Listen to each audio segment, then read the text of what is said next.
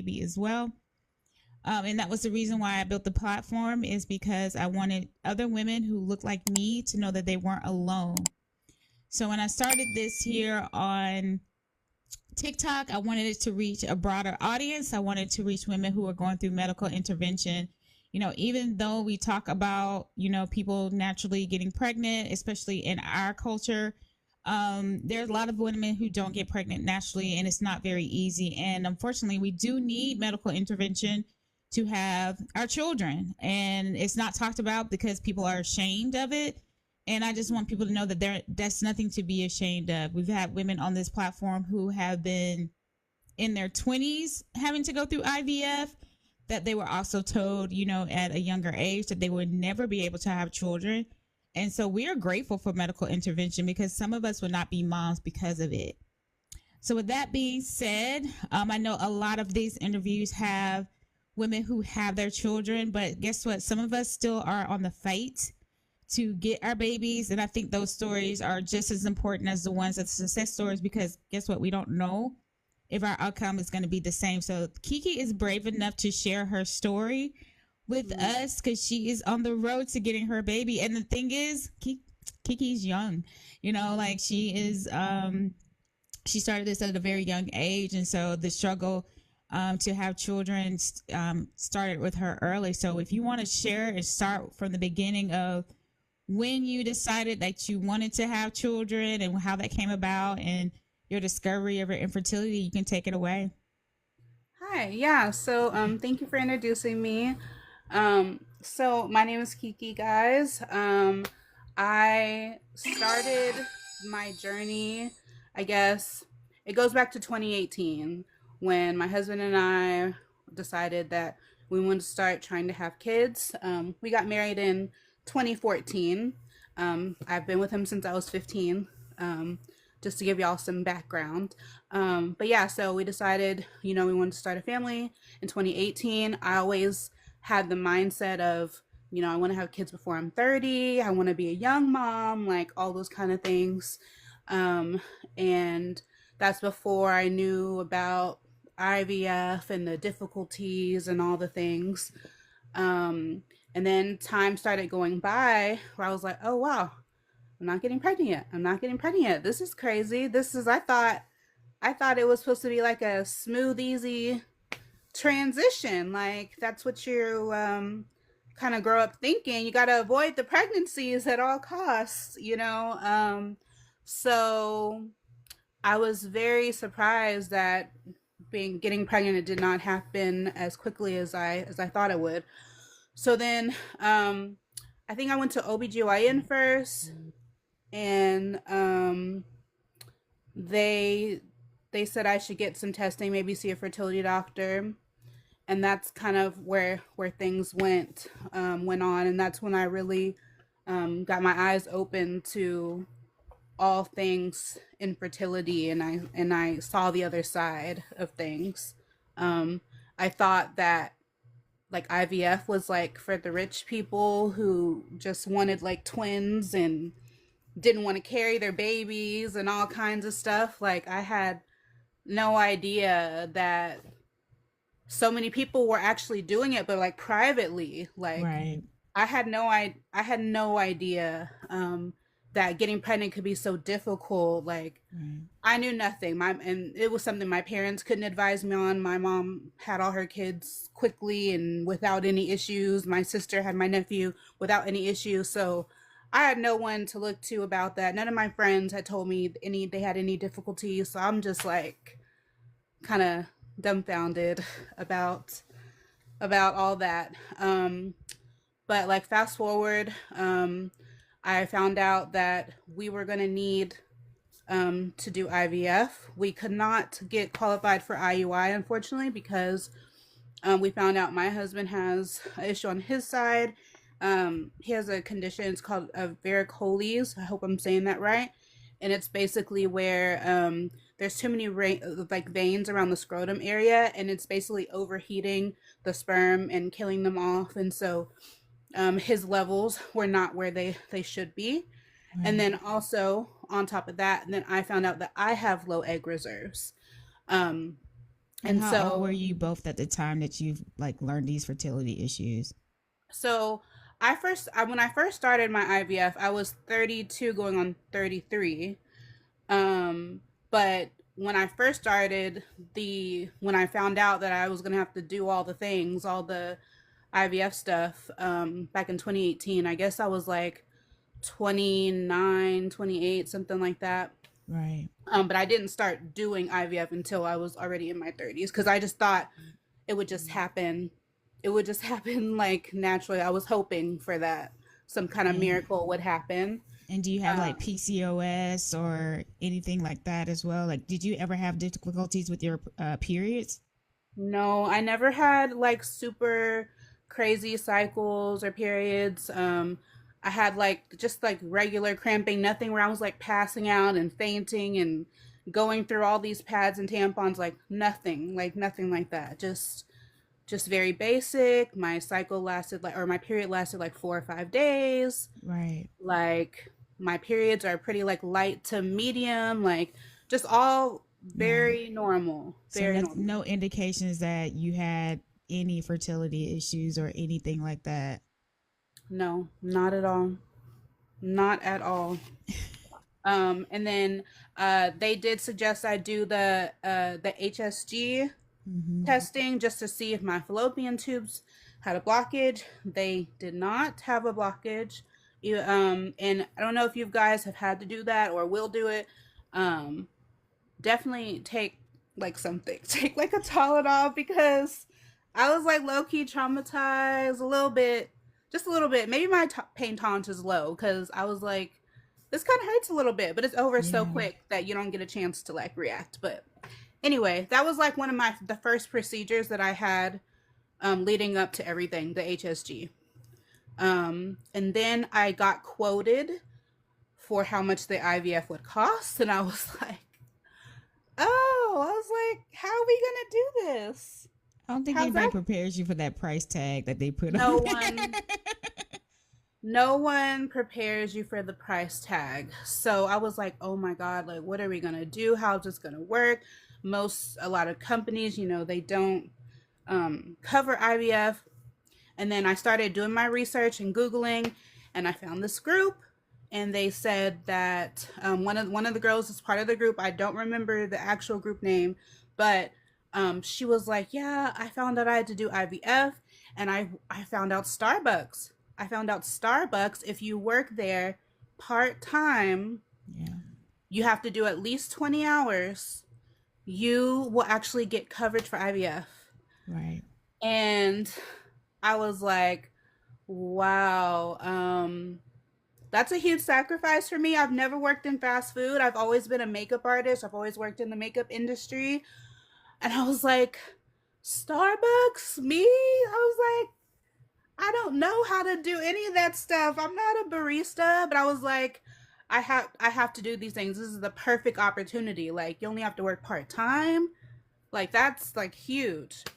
So I remember I went ahead and applied, did my interview, and I got the job, and I have footage of all that stuff too, which I would love to post at some time. But yeah, I started my journey with that, and it took about 5 months for Right. me to get my insurance, to be active, to start doing the IVF, and yeah, everything just kind of like kick-started from there. Um, yeah. So you're getting ready. You're doing this job that you definitely out of your element, and you finally get the insurance, and now it's like trying to work out your job with the IVF treatments. How did that work out with you? Was it smooth? Were you able to navigate that? Because all the appointments and everything that you have to do and well as work too as well. It was um it was very overwhelming for me. It was a Hmm. lot. I kept I don't know, I should have definitely been in therapy during this time, but it was just a lot playing through my head. Just the fact I still was getting over the fact that I was at Starbucks, and like and not to say like there's nothing wrong with working at Starbucks, guys. I just want to say that it's just that I just I just never thought that I would be a barista. Like I just never thought that I'd be there for IVF. Like just the why I was there was the Right. crazy part. Um so I was working with that. There's so many things to learn. It's a very fast-paced environment. You're dealing with lots of personalities. Um there was a lot of young super young people I was working with, and our personalities were clashing, and I was starting my treatments, and like they don't understand what I'm going through. Um and as far as the appointments, I mean they worked around my schedule for the most part. So I'm definitely grateful for that. But there was times when like when we were getting into the treatment, like when I'd have to do the blood work and the vaginal ultrasounds, and then I'd have to go straight back to work. Like it was a lot. Right. Like I found myself being overwhelmed a lot of the times. Like Right. I'm like, wow, I can't believe like I'm like doing this, then I have to go across town to go back to work. Like it was a lot, especially once we start getting to the part where like um they're counting the follicles, and he's telling me like, yeah, you're not really developing the follicles like we thought. You're really not responding well to the treatment. Yeah. Um, and my doctor, he was very like matter of fact, like Yeah. no empathy, like Right. at all. Um, and I'm just like, he's just like crashing my dreams and my hopes. Like what? Like wow, there's something wrong with me. The medicine isn't working. My body isn't responding. Like it was a lot to process. And like I said, I really didn't have any. I mean, I would talk to my mom about it, but she still Right. to this day doesn't even understand all the things that was going on. Um, So when you so say he was like matter of fact, do you mean like he was like because were you not responding to the meds when they first gave them to you? yeah, so the first time around we went, he like threw everything at me. I would say like we did the high dosage on everything.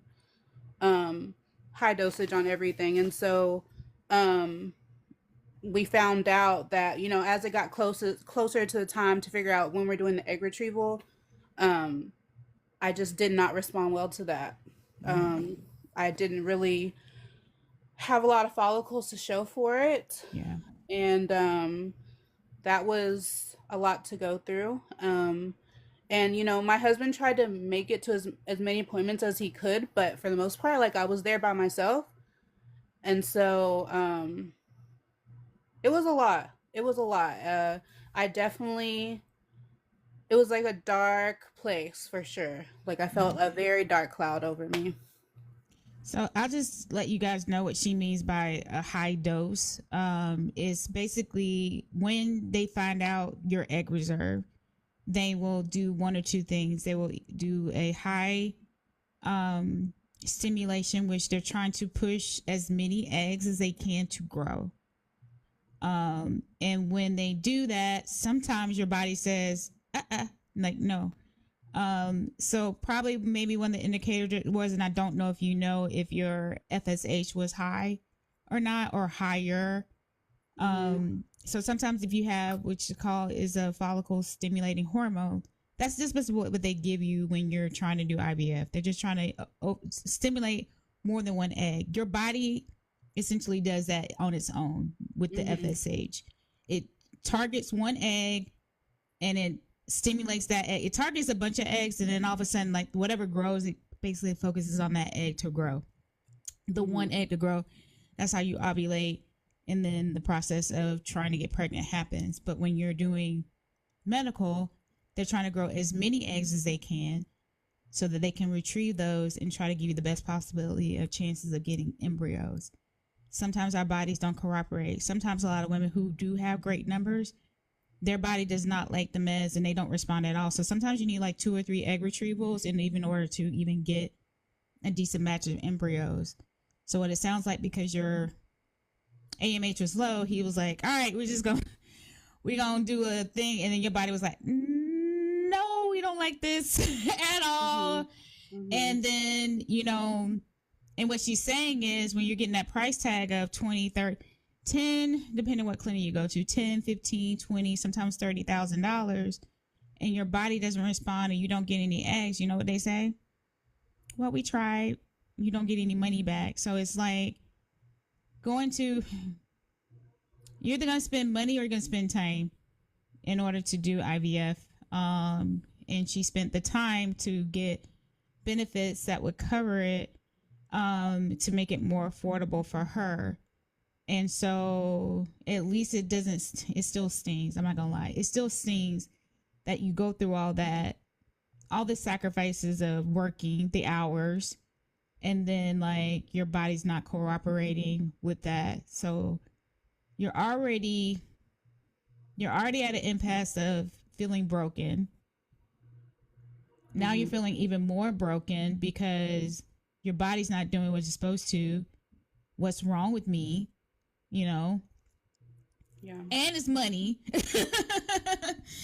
And it's money, unexpected money sometimes, like, you get to the pharmacy and they're like, this isn't covered underneath your insurance plan, so you got to pay this, so it's just a lot that can happen that you're just not expecting, and you don't have anybody to talk to. So Mm-hmm. you get through your first stimulation, you Yeah. go to egg retrieval. So I will say, so I don't know if y'all want to know the dates, but so I have written down that I did my like final follicle check before my first egg retrieval, October 21st of 2022, and it looks like my left follicle had like a 15, like 15, is it millimeter? Millimeter, Yeah, yeah. yeah, millimeter Yeah. size. Then the right side of my follicle had a 16, a 9, and a 9 So millimeter. either they were trying to grow that 15 and that 16 for two, Yeah. because the 9 is not going to make it. The Mm-hmm. 9 won't make it So to there. that's what I was working with before we went ahead and did my retrieval, which I did that my first one October 25th of 2022. Right. And then that ended up with it fertilized and everything, but then by day 3 or day 4, like it started regressing and it didn't grow any further than that, unfortunately. So everything was like zeroed out, and I was devastated, and I didn't understand, and like they can't break down any further of why this didn't work and what can Right. we do differently, and that's like I'm like all this science and I still can't know like why did it regress? Why did it stop? What do we need to do? Like there's still Right. so many question marks. Um so yeah, and I remember when I got the call, I was like at work at Starbucks, like fighting for my life. It's super busy. I'm trying to pass out all these coffees, and they're like, "Yeah, yeah, this is Dr. Wu. I can't. I just so you know, like I'm getting the news, and yeah, not not a good time for sure. Yeah. That was really hard to like have to just like act like everything's fine, but like you're definitely it was a huge loss. Even though I didn't have like embryos and stuff, like it was a huge loss. Like I just had like with that first egg retrieval being a loss, like all those like hopes I had like also kind of went out the window as well. Right. So so I took like after that was a wrap, I took a small break from fertility stuff, and I went out of town and all that, and I decided to go ahead and do one more egg retrieval. Um and so I went through the process again with the same doctor, same clinic. I did that in December of 2022, and that time he did a little bit of a milder approach with the medications. So for that one, our final follicle check was on December 12th. Looks like my left ovary had a 7 millimeter, my right ovary only had a 14 millimeter and a 9 millimeter. So And low. then yeah, and so Yeah. we went ahead and did the second retrieval December 16th, and from that I think I only got like two again, and again, none of them made it to day 5. You're And growing. They're just not responding to. They're not responding to the your body's not responding to the medication. Do you remember if you had Gonal or you had Follistim, I can or look did you have at Menopur? it. Like you have a low dose of what's the other one called? Like low If dose I click FSH. out of here, it'll take me off of the live, huh? I It'll can. it'll pause you, and then but you can come when you come back into the app. Don't close the app. Just like swipe out of the app. Okay. It'll pause you, and then you can come back.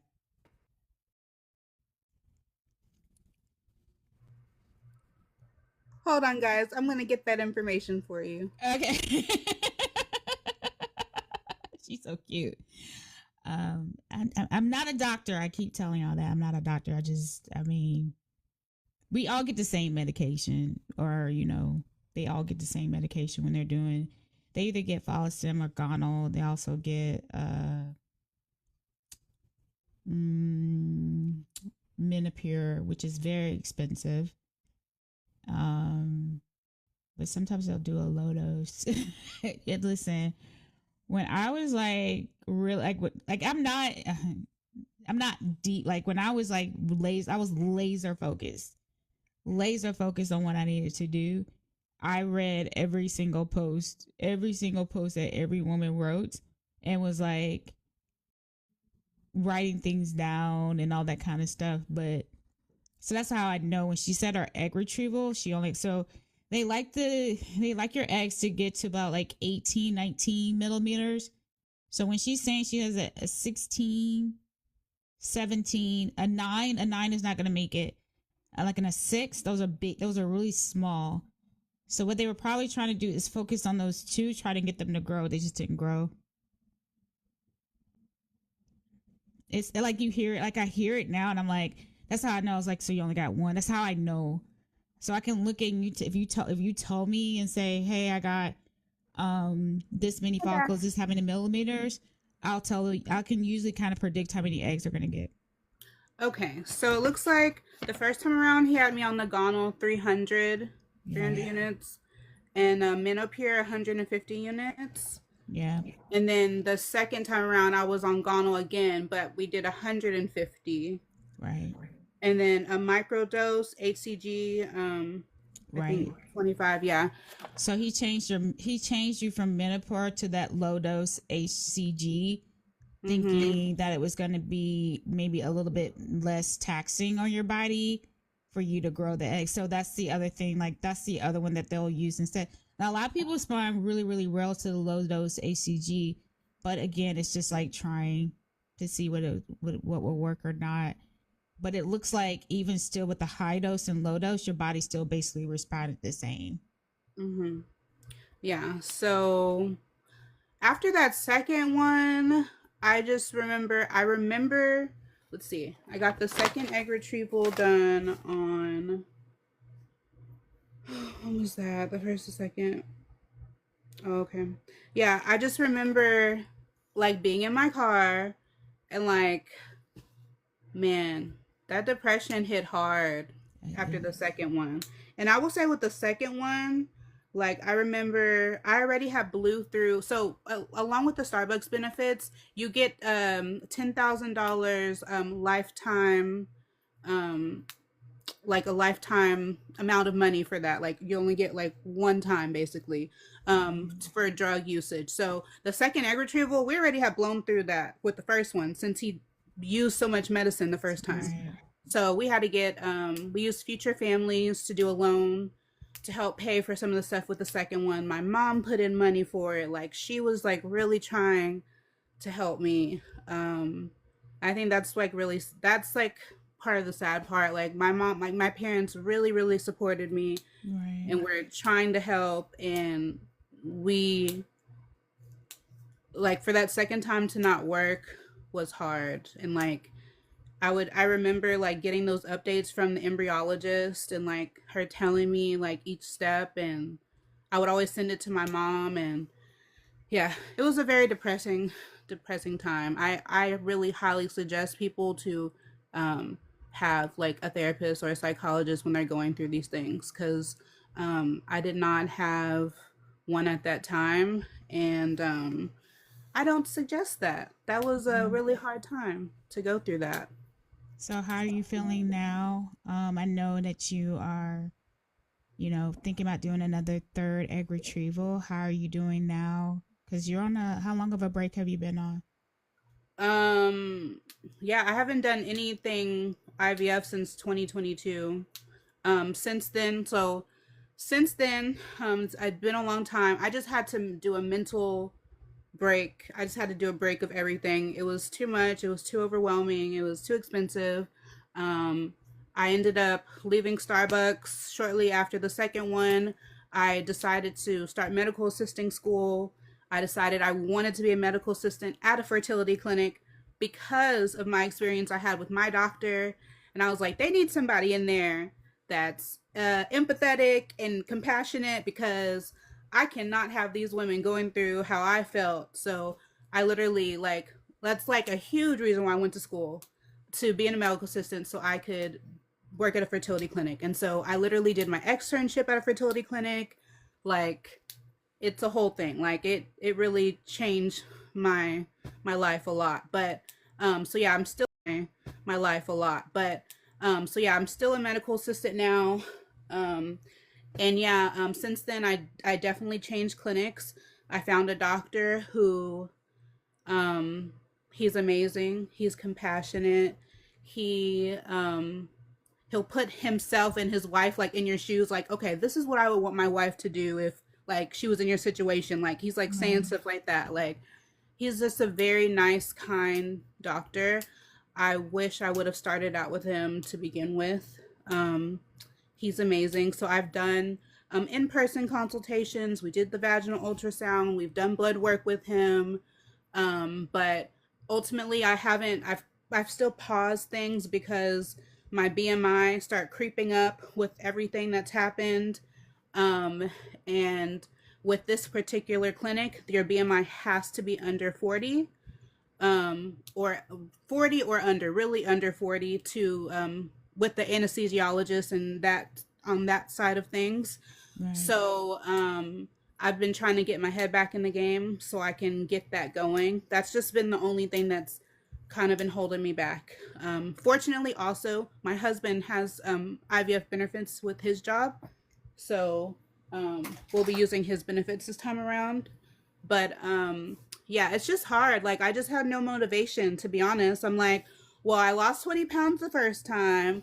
I was a barista. I did all the things and that did not work still. So I'm like, what's the point now? But obviously that's not the right mindset to have. So I'm finally like thinking right, and I'm more of on a positive train. So I am working towards hopefully starting in the next couple months um, to get back on the IVF journey, because I'm about to turn 35 and I got to get things cracking. I got to get things going. Yeah. So, you mentioned that you got a new doctor, and you love Yes. the provider. I think that that's most important when you are looking for a clinic, that you have a doctor that hears you, sees you, understands you, and and I've said it before. If you come to any of my interviews, I say it all the time. REs, reproductive endocrinologists, are the least compassionate doctors that are out there. I feel, because your job is to help women get pregnant, and you would think that that would be like, oh, I feel your pain, but they're like, nope, it didn't work. Here's your paperwork, and that's it.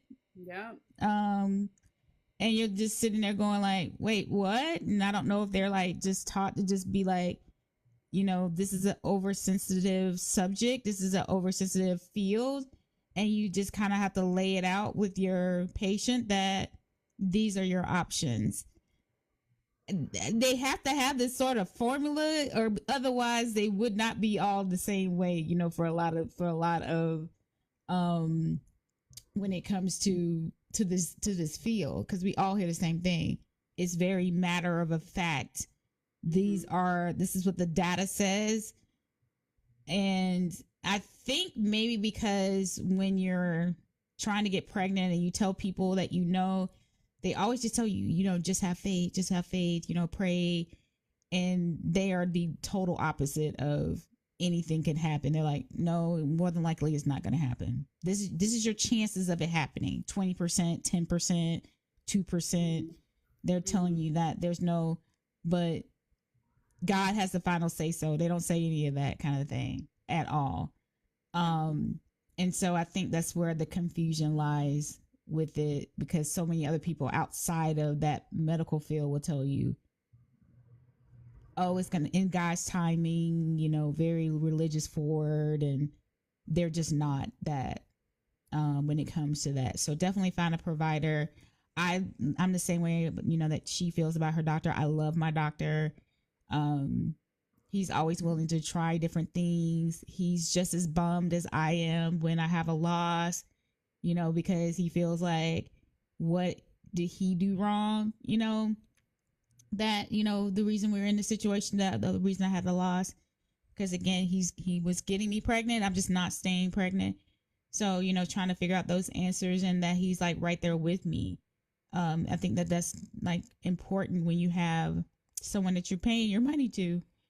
So I ask you this, now that you have this new doctor, what are your thoughts? Like, I probably understand like you have fears, but is there anything like, are you positive about this? Like with the doctor change, are you positive that this egg retrieval will work out?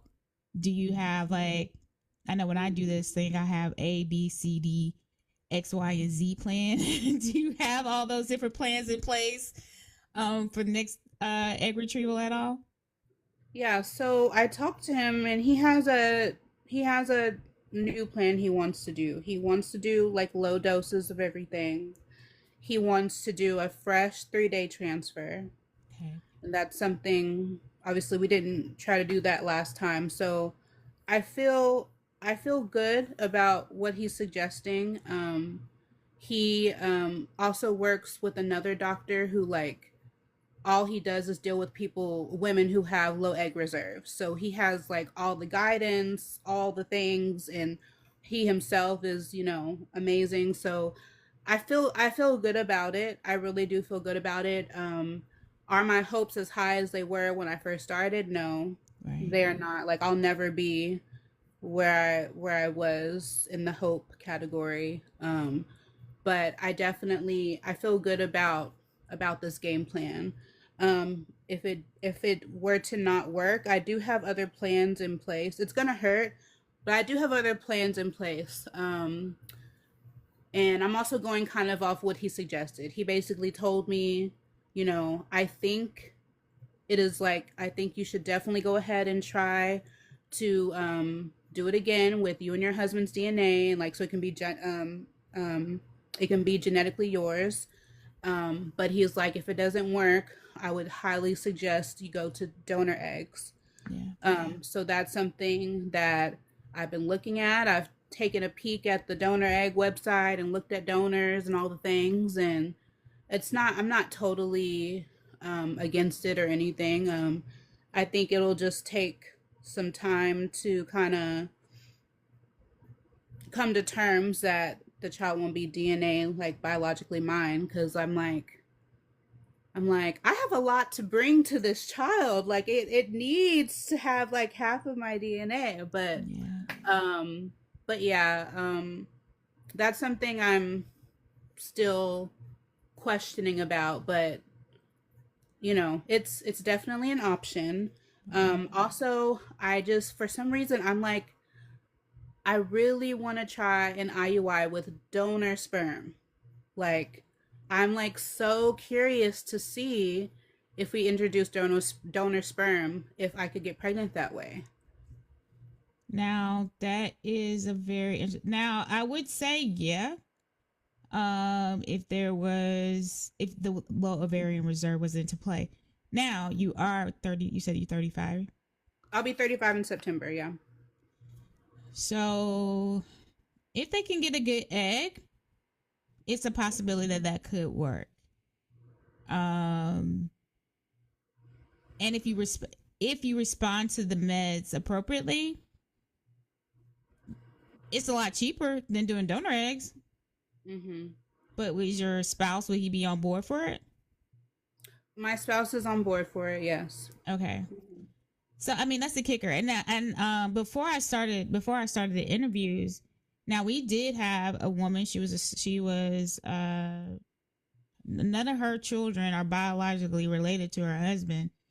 He had cancer, I believe, and so all the children are, not biologically his. And she talked about it, and she said like he loves those children. Like she's like, sometimes I think he loves the children more than me, like kind of a thing. I can't speak for anybody else. I can only speak for myself because I'm in the space of donor eggs. I did not even try with my eggs. I also had low ovarian reserve. And I would just say every loss that I had felt like it was mine. Because we are still in the same space of the blood. We both did the blood, sweat, and tears. Now, I didn't personally do an egg retrieval, but I have been on countless and countless of medications in order to prepare my body for a transfer. And so I also feel, even though this child is not biologically related to me, when I carry, I feel like I failed my child for sure. I never thought in every one of those losses or failed transfers, like, oh, I lost the donor's baby. Not one single time. And I think that you can ask any woman in our space when they are moms who are children of donor eggs or trying, and have failed ones, that they all even remotely think like this is not their baby.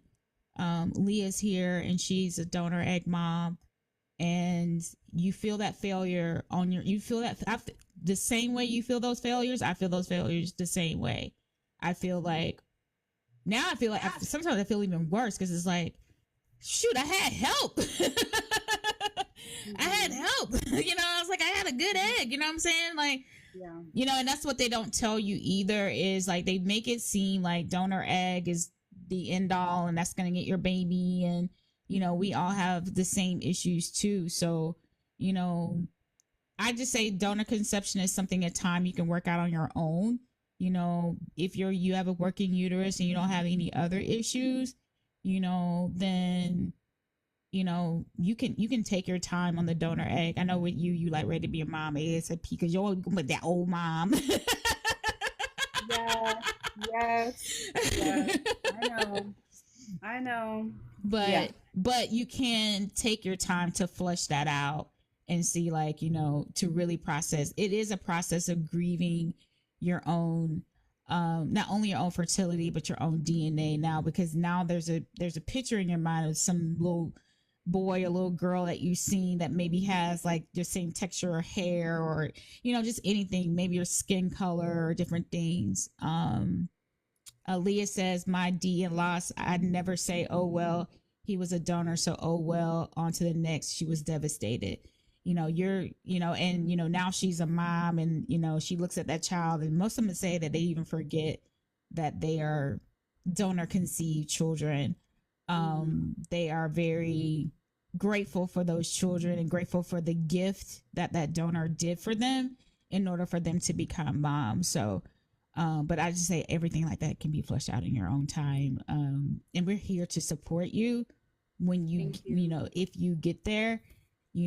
I hope that everything works out with your third retrieval, but just know that, if that's the space that you need to enter, that we will welcome you with open arms. Now, look, I tell people all the time, I can't tell you keep fighting with your eggs. Okay, I can't tell you that.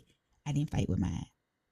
But if you're ready to move on to like, the peace and the comfort of what it is, like we got your back 100%. When you're that age and, the only time when I tell people like you may want to kind of switch the gears is when you start hitting that 39, 40, 41, 42. You may want to kind of just switch the gears to something that, if you don't have the money, that is the kicker.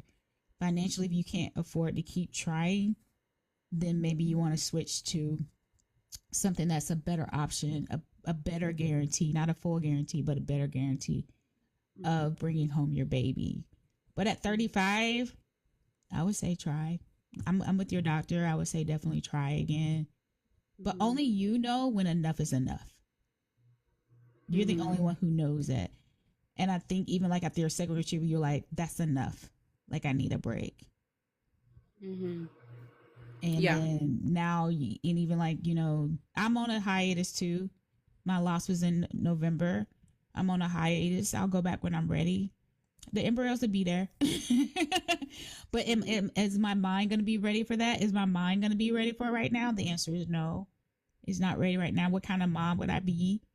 If I just go right into it, I may not be the best mom for this baby. So it's okay to take your time. And I commend you for doing that and not letting other people rush you to get into something that you're mentally not ready to do. Mm-hmm. Yeah.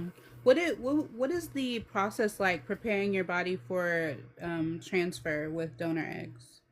Just this, so you never got to the transfer part, but it No. would just be like them just doing the same thing, checking so same thing that you would do for egg retrieval, except for we're not growing your eggs, we're growing your lining. So what they would just do is they would check your oh, let's just that there are random times I grieve my DNA, but my donor egg baby I'm holding is 100% mine.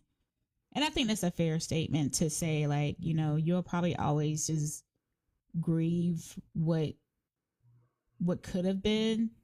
But also they women who do IVF, they grieve what could have been too, like naturally getting pregnant, going to the bathroom and, taking a test and, that whole like, oh, I'm pregnant, you didn't know. Like we grieve, like there's so many grievings that you do when you go through from medical intervention, because now like I'm possibly could be pregnant, that kind of thing. Like it takes all of the guesswork out when you do go for that. So Yeah.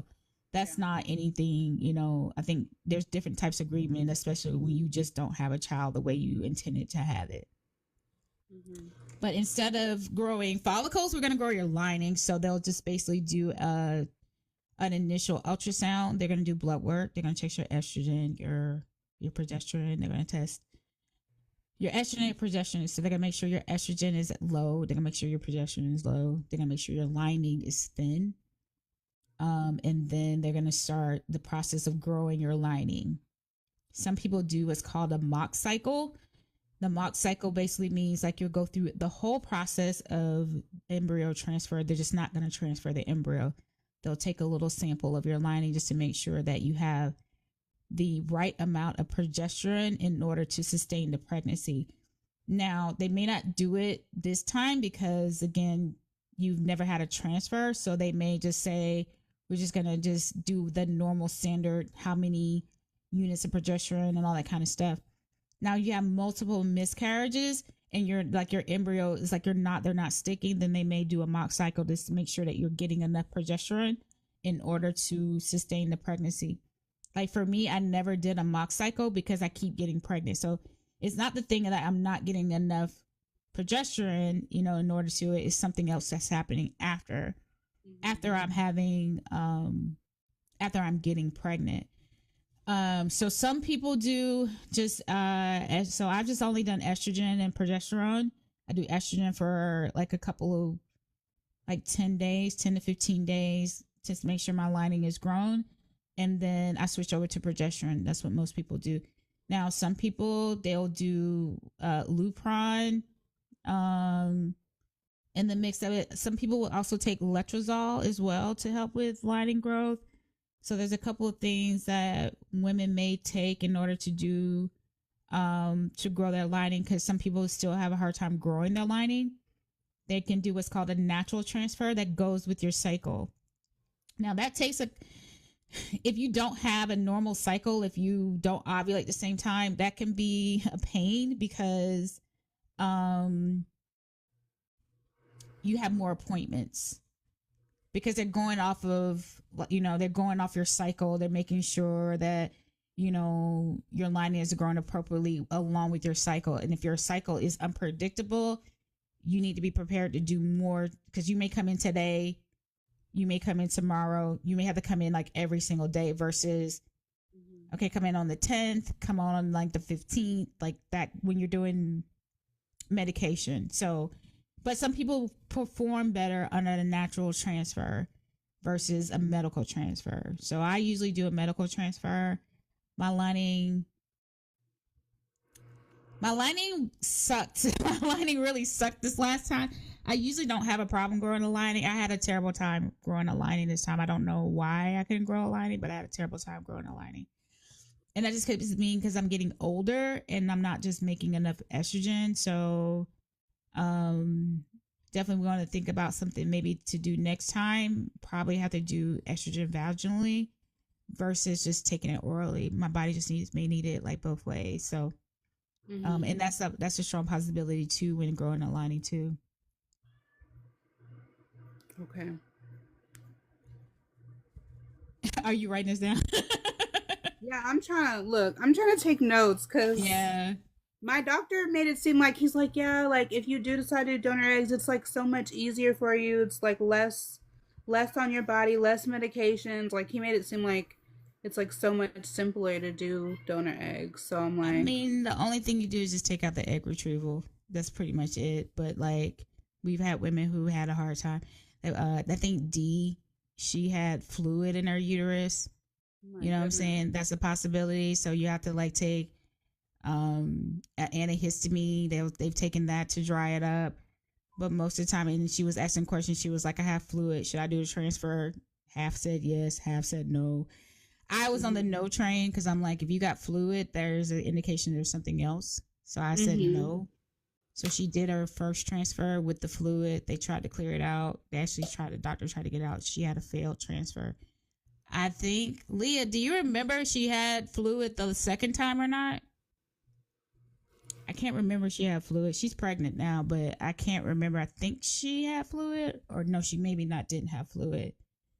But I think they did something different so that to prevent fluid. But she did get pregnant, and she's carrying her donor egg son now.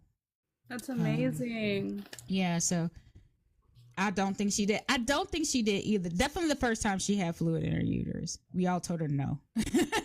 She was like, "Should I get it?" I was like, "Nope, I don't think you should do it." But she was like, I'm gonna do it anyway." We're all like, I mean, we stand behind you because sometimes like it does work, but oh yeah. So she did an immune protocol and that cleared out the fluid. That's what happened. Yep. She did an immune protocol. So there's different protocols that you can do in order to as well. I think this time my next transfer is going to be an immune protocol. Because I believe like my body could, we think my body just could be attacking, the embryo, or Yeah. just like being like, I want to be pregnant, but I don't want to be pregnant. It's basically goes with my personality anyway. So I mean, my body's just mimicking me in general. So yeah, it's different protocols that you can do, but most of the time because you haven't done a transfer, they don't know what to go by. So they're gonna just do a standard, just a estrogen progesterone type of protocol. And you want to know like, okay, why don't you do like all this extra stuff? And it's like because they don't know you may not even need all that stuff because the more medication you add, the more toxin it is to your body. You could do like prednisone, but then you have to wean off of that, and some people just don't do well with that. So it's just so many things that are trying to do to be conservative when you like, this is my money. I want you to just give me, Mhm. everything. But I Yeah. mean, all in sense that may be right. Like you may not need all that and you just get pregnant. So, but yeah, that's what he means by it's just you don't have to go through all the simulation because you know how hard that is on your body. But it's Yes. still a lot. It's still a lot. Mhm. Yeah, she said, Leah said she did the standard estrase, which is estrogen, and pio, which is progesterone and oil, and it worked for her. Okay. Yeah. Yeah. So, have you heard of anyone who have success with like IUI with donor sperm and stuff like that? So I would say yes. I mean, probably a lot of single mom by choices. That's what they've done. So we Mhm. had cause she came on. She did she's a single mom by choice, so her baby is her own egg. She did IUI. and she had a donor. And then I told you we had another girl that did an interview. She carried her first child in the midst of having her first child. I'm gonna try to see if I can get in contact with her. I think she'll be a really good interview too. But in the midst of that, she ended up losing her uterus. And so her other two children are by surrogate that she has. And but all the children are not biologically related to her husband. So they did IVF, I believe. And I think she got 3 embryos. But I think and then the first one is she carried, and the other 2 are by surrogate. Okay. And they debated whether or not they were going to do. They had the 2 children. I think they debated on the third one, but her husband said he wanted another one, and they got a surrogate. I think the same surrogate that did the first one. They got her, but she was an amazing, like. So that's just, I may get in contact with her because I think she'll be really good to kind of explain that too as well. So yeah, I mean, donor sperm definitely works. My only caveat with you is that you have the low ovarian reserve. I would say if you had you had nothing, and you had plenty your cycle and all that kind of stuff, but the fact that you had 2 egg retrievals, 1 low dose, 1 high dose, I wouldn't do it more than once. Yeah. Because you're talking about donor sperm being $1,200. So I don't know if his insurance pays for donor sperm. If he does, definitely go for it. So it's anywhere between $800 to $1,200. You don't need anything fancy because they usually wash it. So I think you can get. No, that's for IVF. No, you'll need to get washed sperm. And then you will, so it's worth it if they get a good egg. Totally will happen. Or that would be the cheaper option. If you're going to do IVF, just try to use it with both y'all's. If you get your eggs to grow, then try to do that. And then that's what I'm hoping for. Yeah, for sure. Yeah, the only way I would do the donor sperm if it was IUI. Yeah. That just makes the most sense. Yeah, I think the game plan is, first time try with me and my husband. After that, IUI, donor sperm. Then after that, donor egg, IVF. Does his insurance cover it? I believe so. I believe so. I need to double check that, but I believe so. Who's his insurance progeny? Do you know? It's not. I wish it was. Oh, I wish it was. I know, and I know about that one. That is that is some A++ insurance. No. Who's the employer? It's through Pepsi. Pepsi?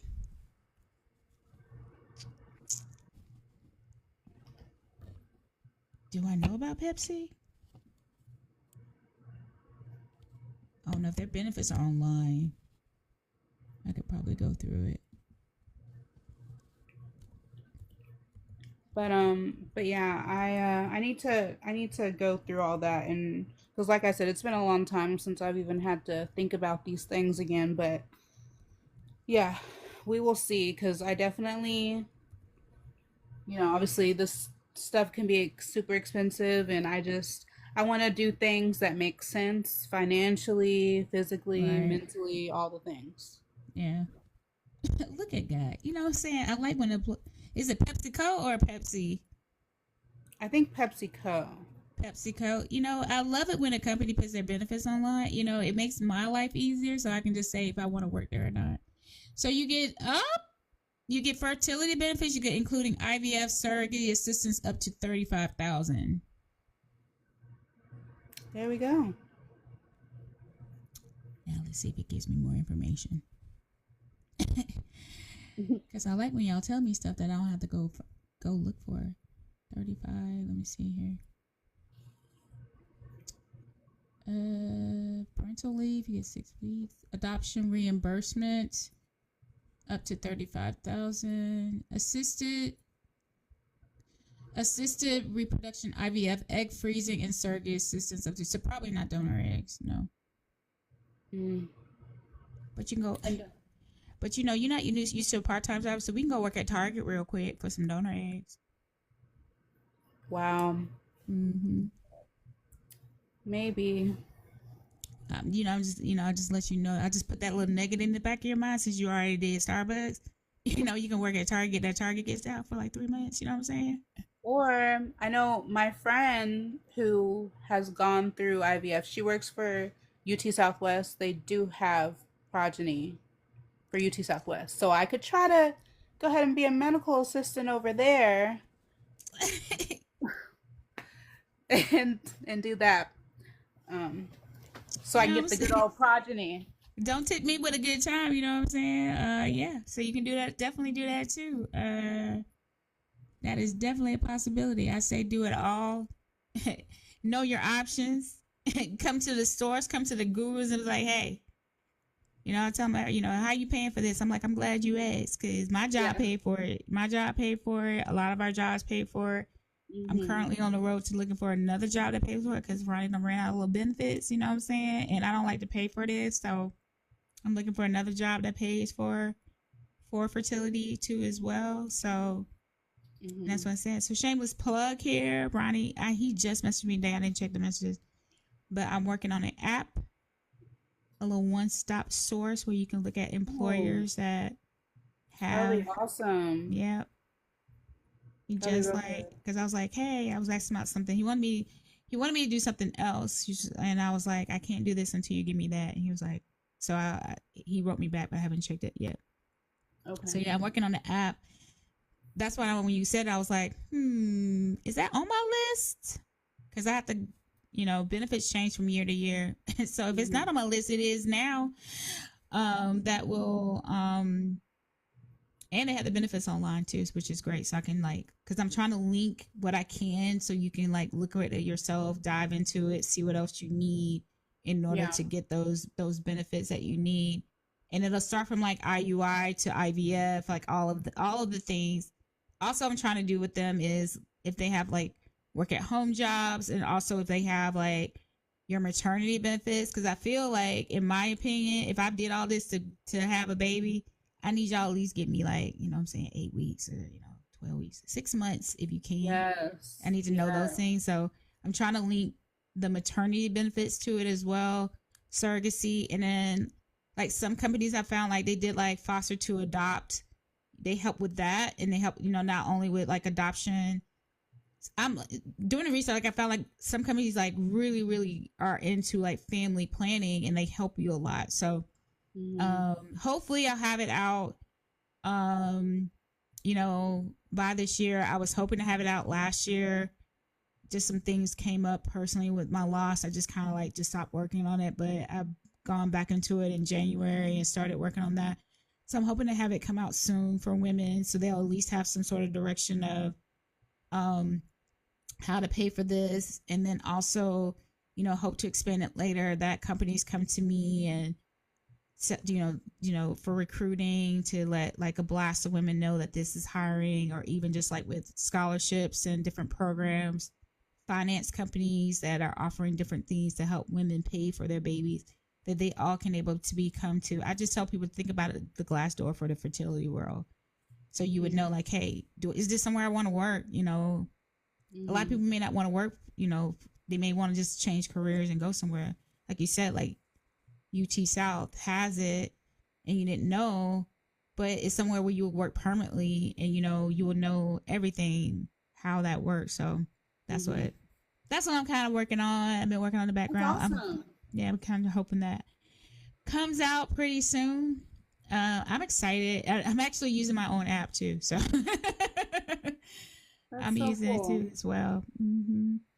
So are you listening to so I will say my last two questions, and then we can talk about um the second one, because even though you don't have your child here, you don't know those answers. I think that there's still some honesty in it that you can share is what would you tell, the first question is, what would you tell the woman who is starting in her like late 20s and been blindsided with the fact that she has, fertility issues and just doesn't quite know what to do? How would you help her navigate the not the good news of outcomes on retrievals and the encouragement to like how to keep going despite the fact of not knowing if any of this is going to work? Yeah. Um, First off, I want to say it's not going to be easy, but some things that help you navigate it is having a support system, having like Facebook groups and stuff. I'm still a part of the Starbucks Facebook group because that's where it all started. So I'm still a part of that group.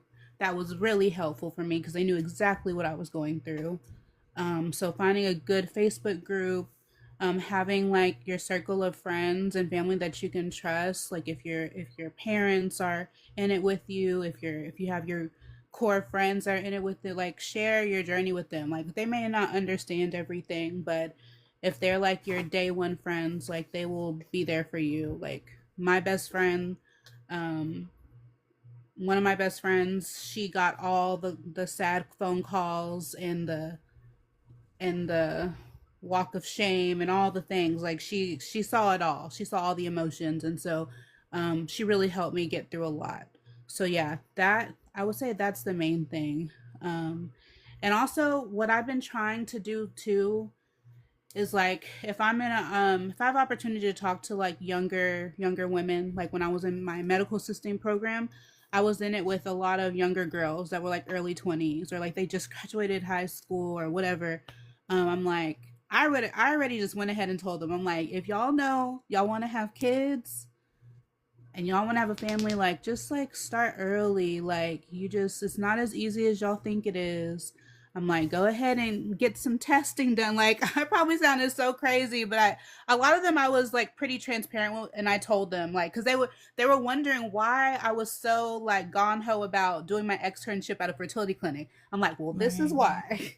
This is why, and I just like told them all the things. So, yeah, just like be in the know as early as possible, because if I had known what I know now in my early 20s, I would have definitely started things quicker, earlier, when Right. my egg reserves are probably better in my 20s. So, yeah.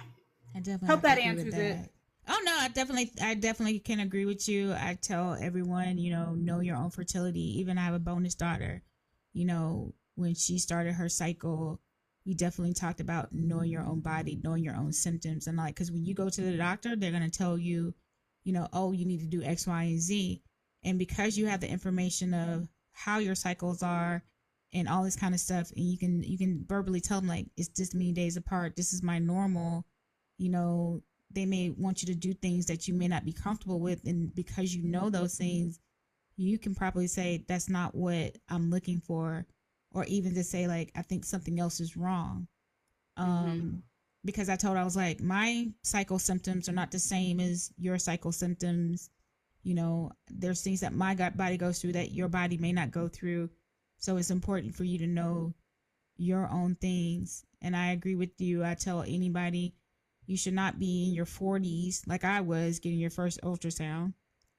You should be looking at that as soon as like you're able to, just even in your early 20s, just to get a whole, just a fertility workup. It doesn't necessarily mean that you will not get pregnant naturally. It's the fact that those answers for sure. Mm-hmm. But see how your cycles are, see what your AMH is. It's not something to harp on, but it's just the education of being properly educated of, if you know that your AMH at 20 something is low, that the better chance of you freezing your eggs at 20 than in your 40s is you're going to guarantee to have another baby. You know what I'm Yeah. saying? Like, not guarantee, but a better chance of you having baby. I don't like to say guarantee because there's nothing guaranteed, especially in IVF world. If you know, you know. Yeah. Yeah. If For you know, sure. you know. But you have maybe a better chance of bringing a baby home. Um, if you go ahead and have the opportunity to freeze your eggs and finding a company that will pay for it. That doesn't necessarily mean you have to work there forever. It just means that you get the opportunity to get those eggs frozen, and just have them as a backup plan, even though you may use them. You may not even use them. You may want to donate them to somebody else, but you can do that if you want to later. Mm-hmm. Yeah. And then my second question is, I usually talk about bonding. Bonding is a big, huge thing because, you just talked about you may have to do the option of doing donor eggs, and everybody wants to know how they're going to bond. And even though you don't have your child, I would definitely say that there was some sort of connection or anything that you had in every single egg retrieval. Do you want to talk about, bonding with something that has not made it here yet? Because I'm sure in every one of those egg retrievals, both egg retrievals you had, there was some sort of like talking to your body or something like that, right? Oh yeah, I would definitely like pray over my stomach and all that stuff, and there was a lot of prayers, just like the whole time from before the retrieval and after the retrieval. I think it's helpful to have that, even though things didn't turn out the way I would like. It definitely brought me some peace at the time, for sure. Right. And I think that that's important to know, like, even when these children aren't here, or they are here, that there is a certain connection that you have with your body, and knowing the possibilities of what if always comes into play, and you love them even though they may not be here yet. And DNA or not, there is this type of connection that can't be explained. So I'm sure when your baby gets here, I always tell everybody, especially the ones that don't have the babies yet, is come back for a follow-up. So that when you see this story and you're like, y'all remember about Tales? Like, look, I don't know if this is going to work out. And then you have that baby that you can say, like, I was right. This is why I love your stories, because it's like, I was right here standing where you were, not knowing if what I was saying was going to come to fruition. And now that that baby is here, you can say, like, just keep the faith, keep the hope. I would definitely think you said take the breaks when you can't mentally for you, and know that we are praying for you. We are here to love and hug on you despite whatever it comes through. Celebrate with you, because this is not easy to talk on the platform about something that a lot of us go through, and just know that you have helped someone, whether it has been someone sitting in this audience. I don't know. I know that you don't know those things, but this room has grown since you've been talking. And there's a lot of people who don't come in the room. They actually watch from the outside, and they get the information that they need. Because some people just aren't ready to come in. But know that what you have shared, that some woman you've helped, and know that she is now able to make decisions for her own fertility because you decided to speak out, despite the fact that you do not have that happily ever after that everyone is searching for. Yes, I'm so glad. That's all I want, is to like help bring awareness, help people so they can learn. Hi, mom. My mom is on here listening. I just want to help and give as much information as I can. Yeah, I mean, I think I told you this. I felt like weird telling my story because I'm like, I don't have anything to show for it. Why should I come on here and say anything? But then you told me, like, it's not about if you have a baby yet or not. You're still able to help someone. So I honestly, I honestly like your stories better than I like the happily ever after. Those are fun, but to talk to someone, because again, I'm in the same position as you. I am doing these interviews and I am helping women all the time and guiding them what to do, with the same thing going. Like, there are days I feel like I'm a fraud, and there's days that people remind me that I'm not. What somebody told me is, and hopefully this information helps you, is like, when you have marriage problems, you know, or you have, you know, this, and you go to your therapist, you know, are you looking for a therapist that's married with a successful marriage of 35 years? Most of the time it's no. You just want somebody to help you through that situation. You know, when you go to a doctor, you know, you're not really looking for one all the time that's gone through fertility issues or has a wife that's gone through fertility issues. You're going to them because they're the best in the business, whether or not they've gone through those things at all. So that doesn't make you an imposter or make you like anybody who's like trying to, it just makes you somebody who's real, and that someone is sitting here looking at you saying that this is my story. Because I don't think you realize or we realize how many late 20s, middle 20s have go to that doctor and they're telling them like you need IVF. That is a gut punch to say, what? I need IVF. Especially women who look like us because we're fertile myrtles. We ain't supposed to be doing that. Like, if anything, you're supposed to be putting us on birth control. You know what I'm saying? We supposed to be on birth control because we got all the these outside babies and 12 babies and all that kind of stuff. That so that's a stereotype that's given to especially Black women, that we are these women that don't have issues when in fact we have a lot of issues. We have PCOS, we have endometriosis, we have adenomyosis, we have so many things that are wrong with us, and we feel shame because we can't talk about it because and then that's the thing, despite those things we're still supposed to get pregnant.